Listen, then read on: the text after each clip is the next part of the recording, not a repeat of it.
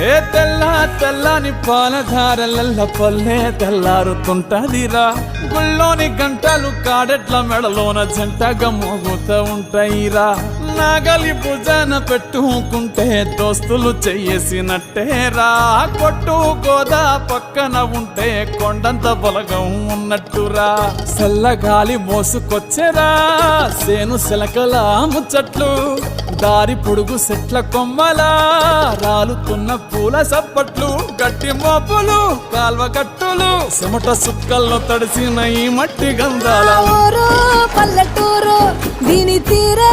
అమ్మ తీరు కంగులోన కాసి పెట్టి కొడుకుకిచ్చే